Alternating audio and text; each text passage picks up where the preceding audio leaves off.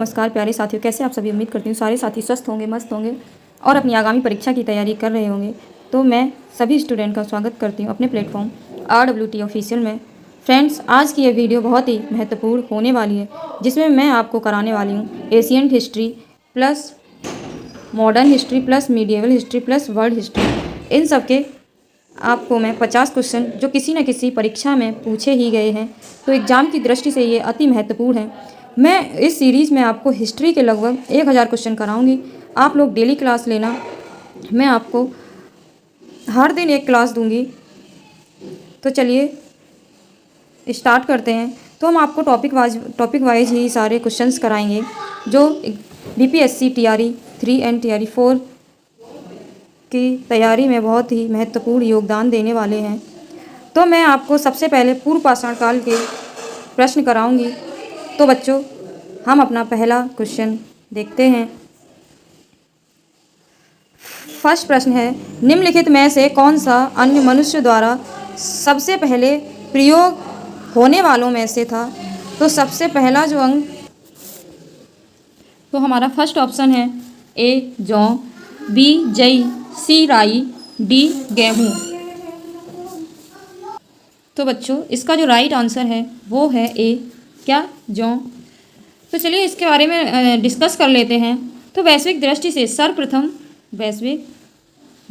सर्वप्रथम जो जौ आया है वो 8000, कब आया, 8000 ईसा पूर्व के निकट ये आया। और ये कहाँ से, पूर्व भूमध्य सागर एवं ईरान के मध्य में स्थित जो पश्चिमी एशियाई के जो देश हैं, कहाँ से आए, पश्चिमी एशियाई के जो देश हैं वहाँ से ये मानव द्वारा उगाया गया 8000 ईसा पूर्व पहले। उसके बाद में लगभग इन्हीं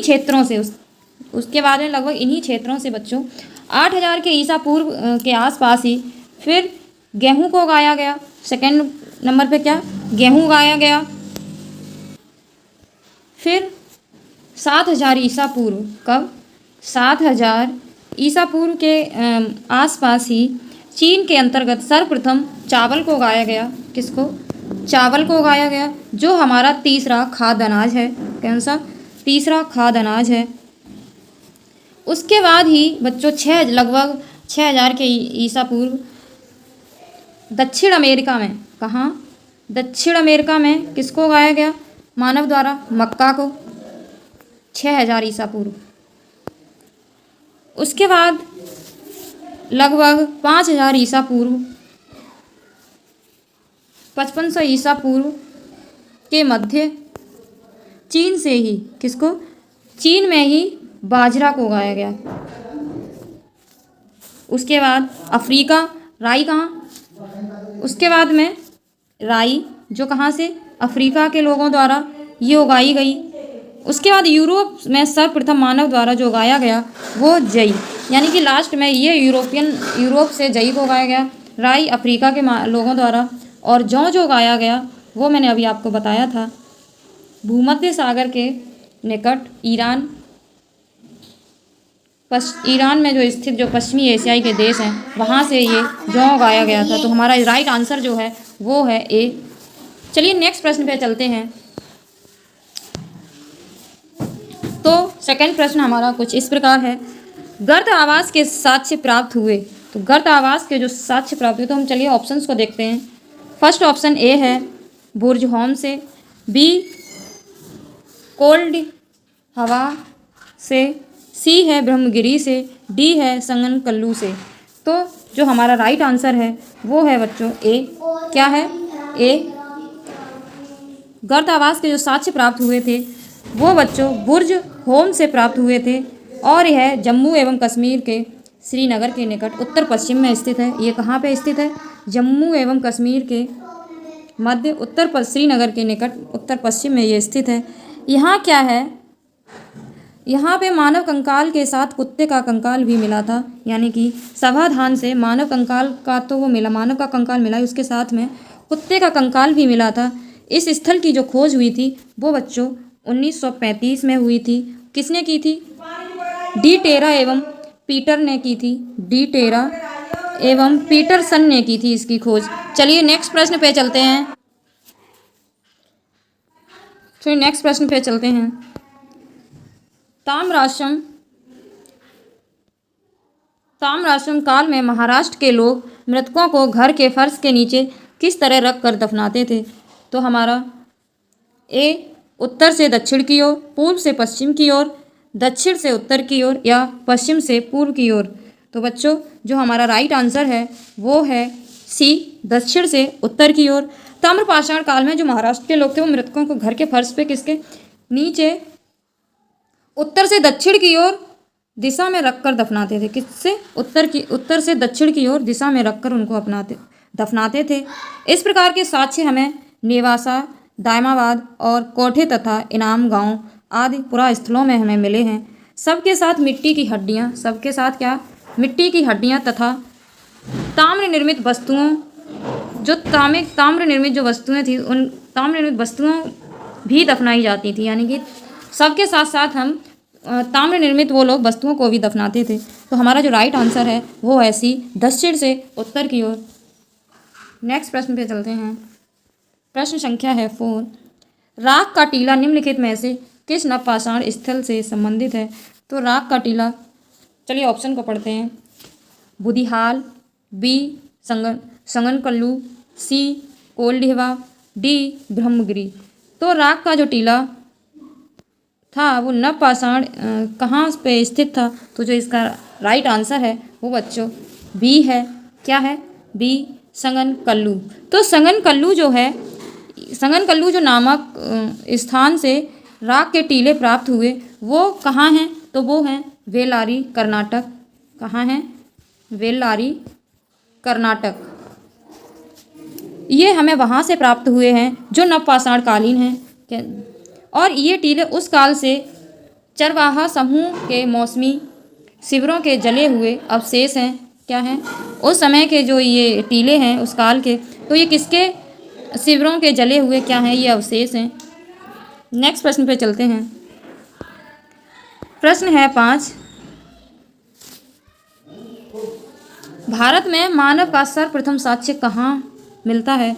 तो भारत में मानव का सर्वप्रथम जो साक्ष्य कहाँ मिलता है बच्चों? तो हमारा फर्स्ट ऑप्शन नीलगिरी पहाड़ी, बी शिवालिक पहाड़ियाँ, डी नलमाला पहाड़ियाँ, डी नर्मदा घाटी। तो इसका जो राइट आंसर है बच्चों वो है डी। क्या है? डी। भारत में जो मानव का सर्वप्रथम साक्ष्य पश्चिमी नर्मदा क्षेत्र कहाँ से मिला? पश्चिमी नर्मदा क्षेत्र यानी नर्मदा घाटी मध्य प्रदेश से हमें प्राप्त हुआ। नेक्स्ट प्रश्न पे चलते हैं। प्रश्न है 6। चलिए क्वेश्चन को पढ़ते हैं। खाद्यान्नों की कृषि सर्वप्रथम प्रारंभ में हुई थी। तो 6 है खाद्यान्नों की कृषि सर्वप्रथम प्रारंभ हुई थी। तो ऑप्शन फर्स्ट नवपाषाण काल में बच्चों, मध्यपाषाण काल में, पुरापाषाण काल में या प्रोटो ऐतिहासिक काल में। तो इसका जो राइट आंसर है वो है ए, खाद्यान्नों की कृषि सर्वप्रथम नवपाषाण काल में हुई थी। जो नवपाषाण काल में हुई थी। जैसे एग्जाम्पल में जो खाद्यान्न थे, जो जौ, क्या था? जौ एवं गेहूँ ये खाद्यान्न के रूप में उगाया गया था। चावल की खेती मैंने आपको बताया पहले भी, अगले फर्स्ट क्वेश्चन में ही मैंने आपको बताया था। चावल की खेती का जो प्राचीनतम साक्ष्य जो मिला था वो इलाहाबाद के नज़दीक कोलडेहवा नामक स्थान से मिला तथा बलूचिस्तान की सीमा पर स्थित मेहरगढ़ से गेहूं की कृषि का उत्पादन हुआ। नेक्स्ट क्वेश्चन पे चलते हैं। तो क्वेश्चन है 7। एक ही कब्र से 3 मानव कंकाल निकले हैं। यानी कि एक ही कब्र से 3 मानव कंकाल निकले हैं। तो वो कहाँ निकले हैं? ऑप्शन ए सराय नाहर राय से, दमदमा से, महदा से और लखनाज से। तो कहाँ से मिले हैं? तो जो हमारा राइट आंसर है वो है बी, दमदमा से। कहाँ से? दमदमा से।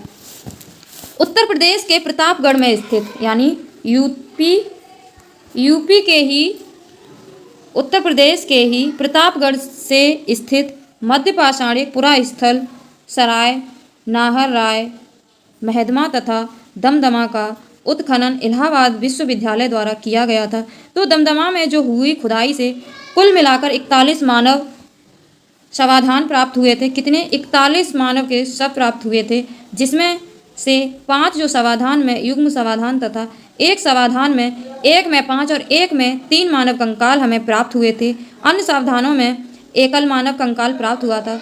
सराय नहर राय से संयुक्त रूप से 2 पुरुष एवं 2 स्त्रियों के एक साथ दफनाया जाने के प्रमाण प्राप्त हुए थे। वहाँ हमें क्या प्राप्त हुआ था बच्चों? तो एक साथ 2 पुरुष एवं 2 स्त्रियों को एक साथ दफनाए जाने का हमें वहाँ से प्रमाण मिला।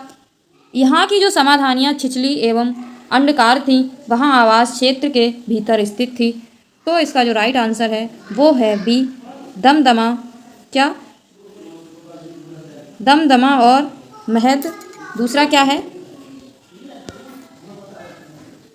महद। हाँ, यहाँ से। चलिए नेक्स्ट प्रश्न पे चलते हैं। आपको समझ आ रहा होगा, मैं जो बोल रही हूँ आप उस पर ध्यान देना।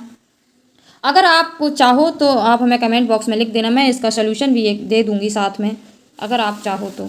अगर आपको ऐसे ही समझ आ रहा है तो बिना सलूशन के ही आप क्वेश्चन को बस ध्यान से पढ़ना और जो मैं कह रही हूँ आप उसको सुनना।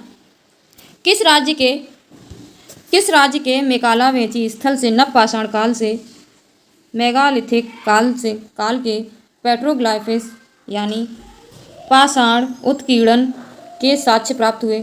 तो ए तमिलनाडु, बी कर्नाटक, सी आंध्र प्रदेश, डी केरल। तो इसका जो राइट आंसर है वो है बच्चों सी आंध्र प्रदेश। क्या है? आंध्र प्रदेश। मेकालावेची आंध्र प्रदेश के कुर्नूल जिले में स्थित है। कहाँ? मेकाला जो वेची है वो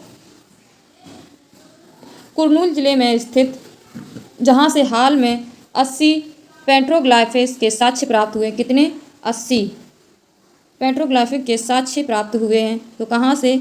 आंध्र प्रदेश, जो नवपाषाण काल के मेगालिथिक काल के हैं।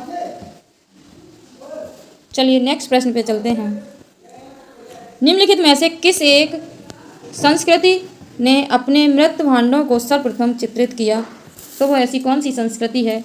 चलिए देखते हैं पहले ऑप्शंस को। मध्यपाषाण काल, ताम्रपाषाण काल, नवपाषाण काल या लौह युग। तो जो इसका जो राइट आंसर है वो है डी, लौह युग। संस्कृति ने अपने मृत भांडों को सर्वप्रथम चित्रित किया था। कहाँ? लौह युग से। लौह युग की जो संस्कृति ने सर्वप्रथम अपने मृत भांडों को चित्रित किया। हालांकि ताम्रपाषाण में संस्कृतियों में भी जो चित्रित मातृभांड पाए जाते थे, यह मृत भांड नाना प्रकार के थे, जिसमें अधिक प्रसिद्ध जो थे वो थे साधारण तस्त्रिया। क्या थे? जो अधिक प्रसिद्ध थे वो साधारण तस्त्रिया थे और टाटीदार कलश थे। क्या थे? टाटीदार कलश थे और डंडीदार चषक थे, साधारण कटोरे थे, बड़े संयंत्र पात्र थे एवं कटोरे इत्यादि। यानी कि जो उनके संस्कृत प्रसिद्ध जो मृत भांड यानी कि जो उनके बर्तन, हम सरल भाषा में क्या कहेंगे?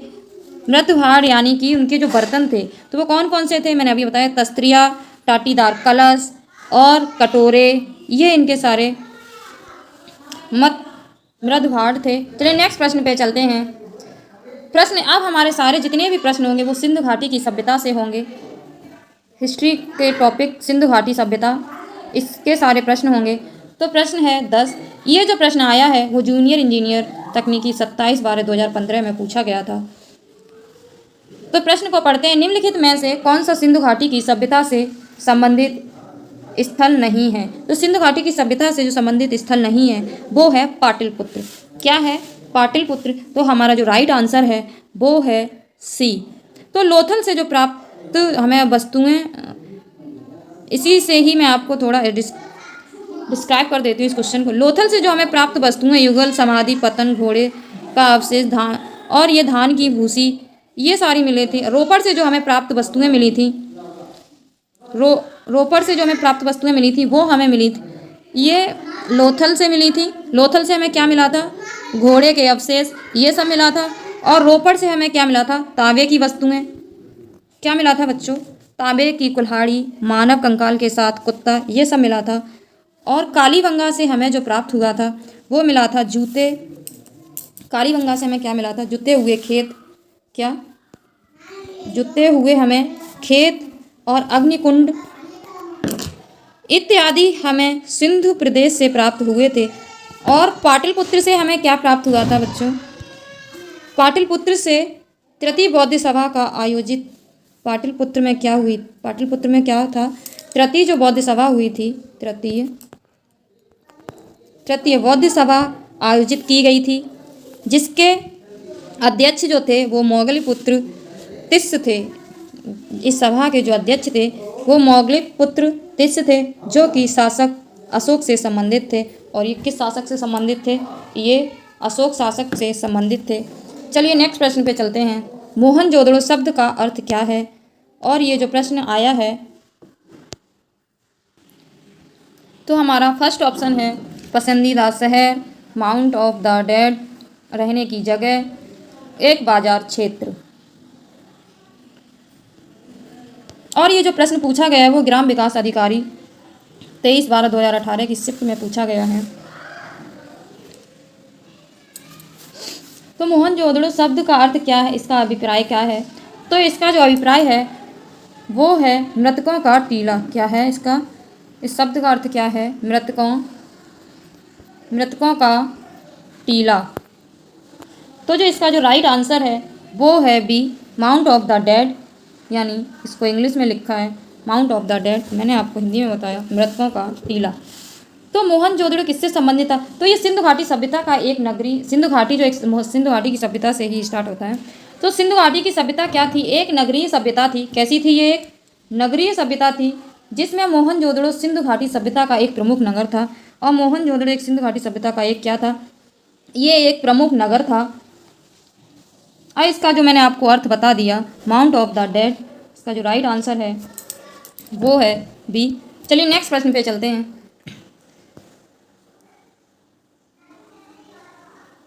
सिंधु घाटी सभ्यता के बारे में इनमें से कौन सा कथन सत्य है? तो सिंधु घाटी सभ्यता के बारे में इनमें से कोई एक कथन सत्य है, बाकी सारे गलत हैं। तो चलिए प्रश्न ऑप्शंस को पढ़ते हैं। सिंधु लोग कपास का उत्पादन करने वाले पहले थे। उन्होंने लकड़ी के बक्से में अनाज भंडारित किया। सिंधु घाटी सभ्यता पंजाब, सिंध, बलूचिस्तान, गुजरात, राजस्थान और पश्चिम बंगाल के कुछ हिस्सों को कवर करती है। सिंधु लोग कुत्तों, बिल्लियों और घोड़ों को बड़े पैमाने पर पालते हैं। यह भी 23/12/2018 के शिव ग्राम विकास अधिकारी में पूछा गया था। तो जो इसका राइट आंसर है वो है option number A is the right answer. Sindhu लोग कपास का उत्पादन करने वाले पहले थे। चलिए नेक्स्ट प्रश्न पे चलते हैं। हड़प्पा सभ्यता के एक हिस्से लोथल की खुदाई की खोज किसने की थी? तो Dayaram Sahni, Rakhaldas Banerjee, R.S. Best, S.R. Rao. तो ये इसकी खोज किसने की थी हड़प्पा सभ्यता की?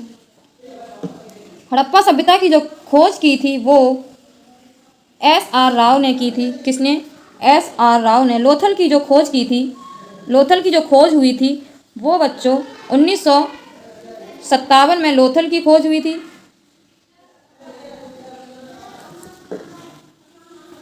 और लोथल की जो खुदाई हुई थी वो 1957 में S.R. राव द्वारा की गई थी। किसके द्वारा? 1957 में S.R. राव द्वारा की गई थी। चलिए नेक्स्ट प्रश्न पे चलते हैं। प्रश्न संख्या 14, ये लोअर द्वितीय 6/3/2016 में आया है प्रश्न। सिंधु सभ्यता में घोड़े की अस्थियां का अवशेष कहाँ मिला? तो सिंधु सभ्यता में जो घोड़े की अस्थियां, तो चलिए ऑप्शन बनवाली, चुन्हुदड़ो, सुरकोटदा या सुतका गैंडोर। तो सिंधु सभ्यता घोड़े की अस्थियों का जो अवशेष मिला था वो सुरकोटदा में मिला था। कहाँ? सुरकोटदा में मिला था। तो जिसका जो राइट आंसर है वो है डी, सुरकोटदा या सुरकोट, गुजरात के कच्छ जिले में स्थित है। ये कहाँ स्थित है सुरकोटदा? गुजरात के कच्छ जिले में। ये गुजरात के कच्छ जिले में स्थित है, जहाँ से घोड़े की अस्थियाँ तथा एक कब्रगाह के अवशेष प्राप्त हुए। लोथल से घोड़े की लघु मृण मूर्तियों के अवशेष प्राप्त हुए थे। लोथल से हमें क्या मिला था? घोड़े की लघु मृण मूर्तियाँ प्राप्त हुई थी। चलिए नेक्स्ट प्रश्न पे चलते हैं। सिंधु घाटी सभ्यता के संदर्भ में निम्नलिखित कथनों पर विचार कीजिए, यानी कि हमें इन कथनों पर विचार करना है। कौन सा कथन सही है? यह प्रमुखतः लौकिक सभ्यता थी तथा इसमें धार्मिक तत्व यद्यपि उपस्थित था, यह वर्चस्वशाली नहीं था। तो एकदम राइट है। यह कैसी सभ्यता थी? यह प्रमुखतः लौकिक सभ्यता थी। इसमें धार्मिक तत्व था, यद्यपि इसमें उपस्थित था और ये वर्चस्वशाली नहीं थी। तो ये तो सही है। सेकंड है, उस काल में भारत में कपास से वस्त्र बनाए जाते थे, ये भी राइट है। तो जो इसमें से हमारा जो राइट आंसर है वो है सी, यानी कि फर्स्ट और सेकंड दोनों ही सही हैं। नेक्स्ट प्रश्न पे चलते हैं। निम्नलिखित में से कौन से लक्षण सिंधु सभ्यता के लोगों का सही चित्रण करता था? तो हम अपने ऑप्शंस को देखते हैं।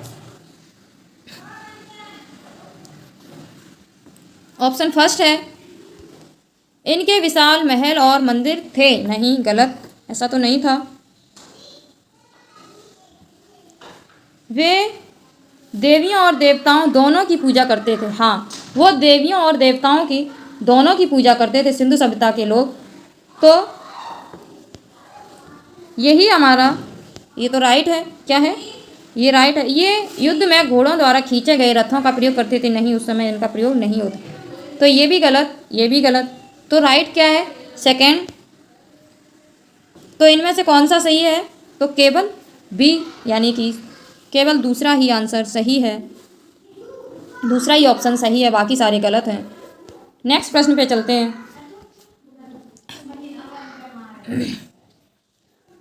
प्रश्न है 17, विशाल स्नानागार कहाँ मिला था?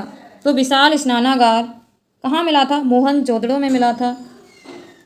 इसकी जो लंबाई थी वो 11.88 मीटर ये लंबा था स्नानागार, और जो चौड़ा था 701 मीटर चौड़ा था। यहाँ लिख देती हूँ दोबारा से, लंबाई कितनी थी? 11.88 मीटर।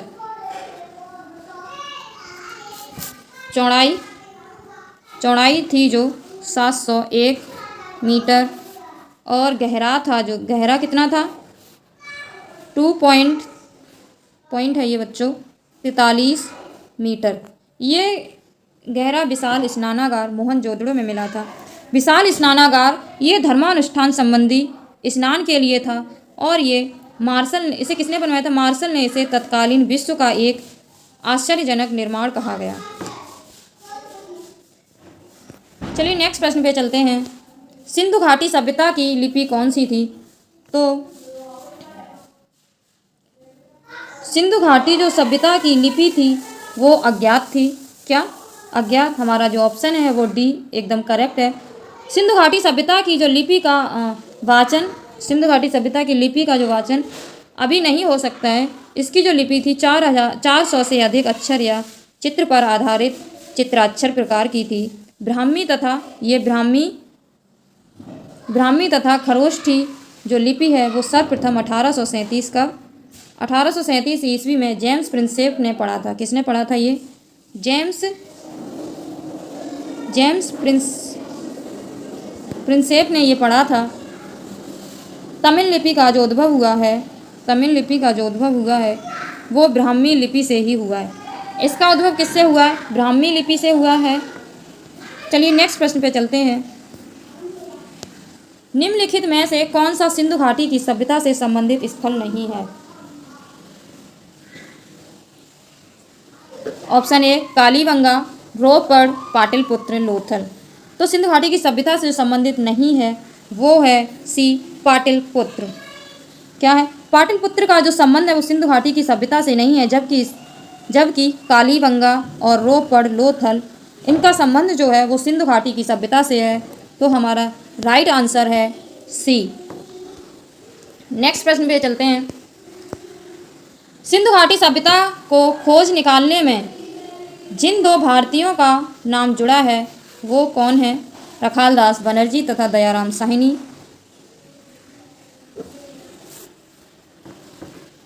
तो ये तो सही है। सिंधु घाटी की सभ्यता खोज निकालने दो भारतीय कौन थे? रखाल दास बनर्जी तथा दयाराम साहनी। हमारा ऑप्शन फर्स्ट ही सही है। जॉन मार्शल, ईश्वरी प्रसाद ये नहीं, आशीर्वाद ये भी नहीं। तो वर्ष 1921 का 1921 में दयाराम साहनी ये कहाँ के थे? पंजाब पाकिस्तान के। तत्कालीन मांटगोमरी साहिवाल जिले में, और बस 1922 में रखालदास बनर्जी ने सिंधु प्रांत के लरकाना जिले में सिंधु नदी के दाहिने तट पर स्थित मोहनजोदड़ो के टीलों का पता लगाया था। तो इन दोनों ही सिंधु घाटी सभ्यता की खोज की थी रखालदास बनर्जी तथा दयाराम साहनी ने। नेक्स्ट प्रश्न पे चलते हैं। प्रश्न है 22, सर्वप्रथम मानव में निम्न धातु का उपयोग किया था। तो सर्वप्रथम मनुष्य ने ताम्र धातु, किसका? ताम्र धातु यानी कि तांबा का प्रयोग किया था। नेक्स्ट प्रश्न पे चलते हैं। निम्न में से कौन सा स्थल घग्गर और उसकी सहायक नदियों की घाटी में स्थित है? तो ऑप्शन ए आलमगीरपुर, लोथल, बनावली, मोहनजोदड़ो। तो इसका जो राइट आंसर है वो है डी। क्या है बच्चों?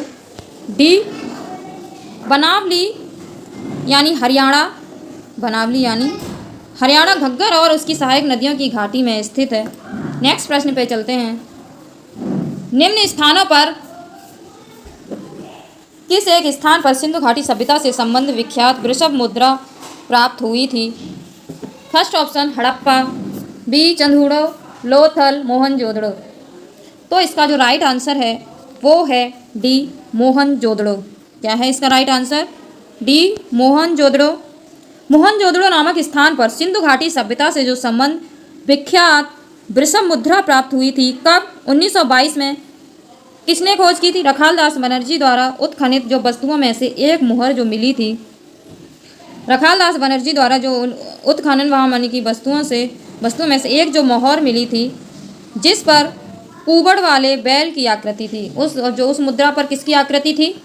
कुबड़ वाले बैल की आकृति थी। नेक्स्ट प्रश्न पे चलते हैं। 25 नंबर, निम्नलिखित में से किस देश में सिंधु नदी प्रवाहित नहीं होती है? Option A Bharat, B Pakistan, C चीन, डी अफगानिस्तान। तो इसका जो राइट आंसर है वो है डी। क्या है? डी अफगानिस्तान। कहाँ? अफगानिस्तान से सिंधु नदी प्रवाहित नहीं होती है। सिंधु नदी 2880 किलोमीटर की लंबाई, कितनी इसकी लंबाई है? 2880 किलोमीटर की लंबाई में चीन, भारत तथा पाकिस्तान में बहती है। कहाँ बहती है? चीन, भारत, पाकिस्तान, ये इन जगहों से बहती हुई। इसका जो उद्गम है वो कहाँ से हुआ है? तिब्बत के मानसरोवर के निकट हुआ है। इसका सिंधु नदी का जो उद्गम हुआ है वो तिब्बत के मानसरोवर के निकट यानी कि माना जाता है। यह नदी दक्षिण पाकिस्तान में होती हुई अरब सागर में गिरती है। और ये नदी दक्षिण पाकिस्तान से होती हुई कहाँ गिरती है? अरब सागर में गिरती है। उद्गम कहाँ से हुआ है? तिब्बत से हुआ है। चलिए नेक्स्ट प्रश्न पे चलते हैं। सिंधु घाटी की सभ्यता के लोग किस देवता की पूजा करते थे? तो सिंधु घाटी की सभ्यता के लोग पशुपति शिव की पूजा करते थे। किसकी? पशुपति शिव की पूजा करते थे। इसका जो राइट आंसर है वो है डी। इसका जो प्रमाण हमें प्राप्त हुआ है वो मोहनजोदड़ो से प्राप्त हुआ है। एक मोहर जिस पर योगी की आकृति बनी हुई थी। इसके अतिरिक्त विभिन्न स्थानों से प्राप्त जो भी हमें प्रस्तर लिंग की आकृतियों से भी हमें शिव पूजा का प्रमाण मिलता है। इसके अतिरिक्त हमें सिंधु सभ्यता के लोग मातृ देवी की मूर्तियों वहाँ सिंधु सभ्यता के लोग और किसकी पूजा करते हैं? वो मातृ देवी, किसकी? मातृ देवी की मूर्तियों की भी वो क्या करते हैं? पूजा करते हैं। नेक्स्ट प्रश्न पे चलते हैं। प्रश्न है 27, मोहनजोदड़ो में सबसे बड़ा भवन कौन सा है? ऑप्शन ए विशाल स्नानागार, धान्यागार, स्तंभ हॉल, 2 मंजिल मकान। तो मोहनजोदड़ो में जो सबसे बड़ा भवन है वो है धान्यागार। किसका है? धान्यागार। हमारा राइट आंसर बी है। सिंधु घाटी सभ्यता के प्रमुख स्थल मोहनजोदड़ो से प्राप्त 2 प्रमुख विशालतम धान्यागार था। क्या था? विशालतम धान्यागार था, जिसकी लंबाई इसकी जो लंबाई थी वो 150 फीट लंबा, 150 फीट लंबा। तो चौड़ा कितना था? चौड़ा था 50 फीट। जो दूसरा विशाल सत्यार्थन स्नानागार था, जिसकी लंबाई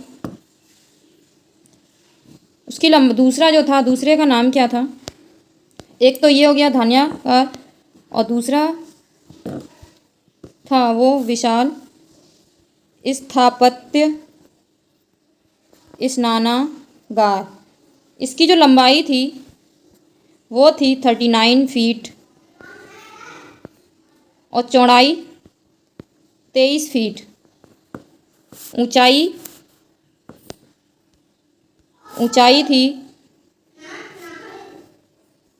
ऊंचाई जो थी वो थी 8 फीट। नेक्स्ट प्रश्न पे चलते हैं। सिंधु घाटी सभ्यता का पतन नगर यानी बंदरगाह कौन सा था? तो ऑप्शन ए कालीबंगा, लोथल, रोपड़, मोहनजोदड़ो। सिंधु घाटी सभ्यता का जो बंदरगाह था वो लोथल। कहाँ था? लोथल। इसका जो राइट आंसर वो है बी। लोथल जो है गुजरात के अहमदाबाद जिले में भोगवा नदी के किनारे स्थित है। यह इस सभ्यता का एकमात्र ऐसा स्थल है जहाँ से पतन यानी बंदरगाह के हमें साक्ष्य प्राप्त हुए थे। नेक्स्ट प्रश्न है, सिंधु घाटी सभ्यता के आर्यों से पूर्व का माना जाने का महत्वपूर्ण कारक क्या है? यानी कि आर्यों से पूर्व का माने जाने का महत्वपूर्ण इसका कारक क्या है? फर्स्ट लिपि, नगर नियोजन, तांबा और मृदभांड। तो इसका जो राइट आंसर है वो है डी। किसकी वजह से माना जाने वाला एक महत्वपूर्ण कारक है? मृदभांड से। लाल मृदभांड पर चित्रित कृष्ण वर्ण चित्रित और धूसर मृदभांड पर आर्यों से संबंधित माने गए थे जो चित्र थे। सिंधु घाटी सभ्यता का जो जनजीवन आर्यों के जनजीवन से अधिक विकसित था और मृदभांडों की संरचना ही सिंधु घाटी सभ्यता तथा आर्यों के काल का विभेद करती है। इनके ही क्या करती है? ये विभेद करती है। मृदभांडों की संरचना और सिंधु घाटी की सभ्यता ही आर्यों के काल का क्या करती है बच्चों? विभेद करती है। चलिए नेक्स्ट प्रश्न पे चलते हैं। मूर्ति पूजा का आरंभ कब से माना जाता है? पूर्व आर्य, उत्तर वैदिक काल, मौर्य काल, कुषाण काल। तो जो इसका राइट आंसर है वो है ए। क्या है? पूर्व आर्य से ही मूर्ति पूजा का आरंभ माना जाता है। इसमें क्या था? मोहनजोदड़ो से जो प्राप्त एक मोहर हमें मिली थी जो अंकित, तो उसमें देवता की आकृति थी तथा अनेक सैंधव पुरास्थलों में से ये प्राप्त एकमात्र देवी की मूर्तियाँ जो हमें प्रमाणित करती हैं कि मूर्ति पूजा का आरंभ हमें कहाँ से? पूर्व आर्यकाल। मूर्ति जो पूजा का आरंभ हो गया था वो पूर्व ही आर्यकाल से हो चुका था। नेक्स्ट प्रश्न है, रंगपुर जहाँ हड़प्पा की समकालीन सभ्यता थी, तो बच्चों फर्स्ट ऑप्शन पंजाब में, पूर्व उत्तर प्रदेश में, सी है सौराष्ट्र में, डी है राजस्थान में। तो रंगपुर जहाँ हड़प्पा की समकालीन सभ्यता थी तो वो कहाँ थी? इसका जो राइट आंसर है वो है सी। क्या है? सी, सौराष्ट्र में। रंगपुर में जो प्राक हड़प्पा तथा उत्तर हड़प्पा का सभ्यता के जो साक्ष्य में मिले थे गुजरात के सौराष्ट्र क्षेत्र से में स्थित है। कहाँ? गुजरात के सौराष्ट्र क्षेत्र से स्थित है। वहाँ से हमें रंगपुर जहाँ हड़प्पा की समकालीन सभ्यता से हमें साक्ष्य प्राप्त हुए थे। नेक्स्ट प्रश्न है,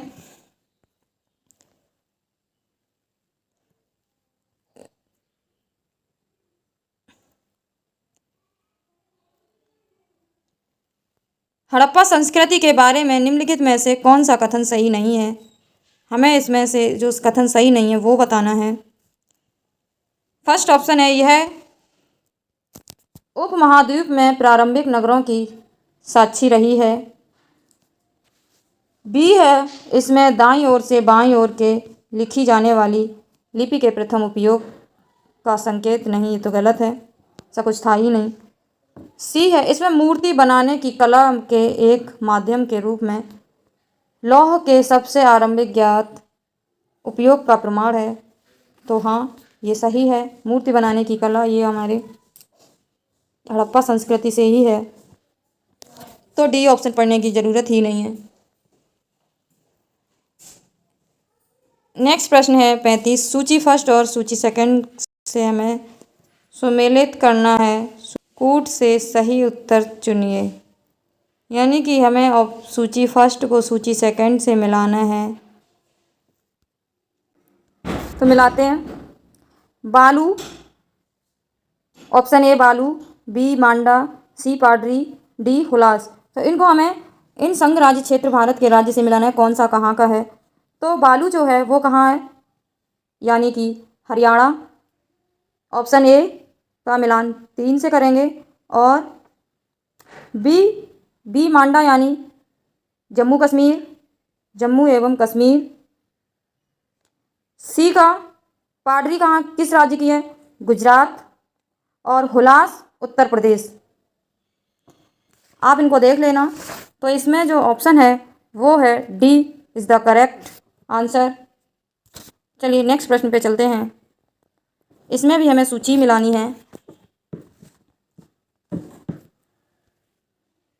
सूची फर्स्ट को सूची सेकंड से मिलाना है। सिंधु घाटी सभ्यता कैसी सभ्यता थी ये, नगरी कैसी थी, नगरी। तो ए का 4।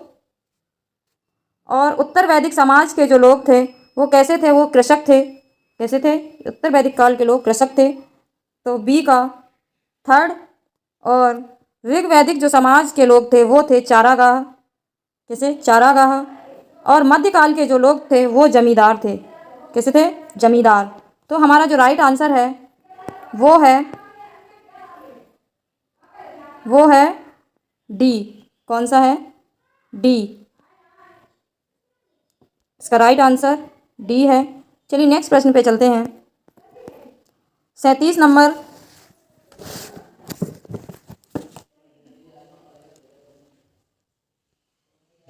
निम्नलिखित में से कौन सा एक हड़प्पा स्थल नहीं है, चंदोड़ा, कोटदीजी, सोहगौरा, देसलपुर। तो जो इसका राइट आंसर है वो है सोहगौरा, उत्तर प्रदेश के वर्तमान गोरखपुर जिले में अवस्थित है। अभी वर्तमान में कहाँ है, गोरखपुर जिले में स्थित है। और ये तीनों हड़प्पा स्थल से संबंधित हैं। चलिए नेक्स्ट प्रश्न पे चलते हैं। प्रश्न, सिंधु सभ्यता के निम्नलिखित शहरों में से कौन सा एक जल प्रबंधन के लिए जाना जाता था। तो लोथल, मोहनजोदड़ो, हड़प्पा, धौलावीर। कौन सा जाना जाता था। तो जो ऑप्शन है वो डी करेक्ट है, धौलावीर के लिए जाना जाता था। धौलावीर सिंधु सभ्यता का एक प्रमुख शहर था जो जल प्रबंधन के लिए जाना जाता था। किसके लिए, जल प्रबंधन के लिए जाना जाता है। नेक्स्ट प्रश्न है 39। हड़प्पा के लोगों की राज्य व्यवस्था जैसा कि वस्तुपूरक साक्ष्य से परिणामित होता है किसी भी, यानी कि किसी भी स्थिति में। तो इस ऑप्शन 4 दिए गए हैं। तो इसका जो राइट आंसर है वो है धर्मतंत्री एकात्मक। क्या है, धर्मतंत्री एकात्मक। हड़प्पा के लोगों की जो राज्य व्यवस्था थी वो संभवतः कुलीन तंत्र थी। कैसी थी, हालांकि हड़प्पा की जो सभ्यता के एक समय राजनीतिक ढांचा कैसा था, लेकिन यह कह पाना थोड़ा कठिन है कि किंतु जो संपूर्ण क्षेत्र एक राजधानी से प्रशासित था, उसके कुछ जो थे प्रादेशिक प्रशासन केंद्र थे, तथा उसके कुछ प्रांतों की जो राजधानियां थीं। जैसे हड़प्पा समाज 3 वर्गों में बटा हुआ था। पहला जो था वो विशिष्ट वर्ग जो नगर दुर्ग में रहता था, दूसरा जो था खुशहाल मध्यम वर्ग, और तीसरा जो था अपेक्षाकृत कमजोर वर्ग। तो इसके 3 वर्ग थे। नेक्स्ट, तो हमारे प्रश्न खत्म हो गए। इसके जो आगे के जो हमारे प्रश्न हैं, जैसे अब हम अगली जो क्लास होगी वो 40 यानी कि वैदिक सभ्यता के उसमें सारे क्वेश्चंस होंगे। वैदिक सभ्यता के बाद उसमें जितने भी इतिहास की टॉपिक्स हैं उन सब के मैं आपको लगभग 1000 क्वेश्चन कराने वाली हूँ। फिर आपको मॉडर्न हिस्ट्री के कराएंगे, मीडिएवल हिस्ट्री, इन सब के क्वेश्चन कराएंगे। अब हम आपको मिलते हैं अपनी नेक्स्ट क्लास में नेक्स्ट वीडियो के साथ। अगर बच्चों हमारी ये वीडियो पसंद आए तो चैनल को सब्सक्राइब जरूर करें, जिससे मेरी न्यू आने वाली वीडियो का नोटिफिकेशन सबसे पहले आपको मिले। Best of luck, thank you.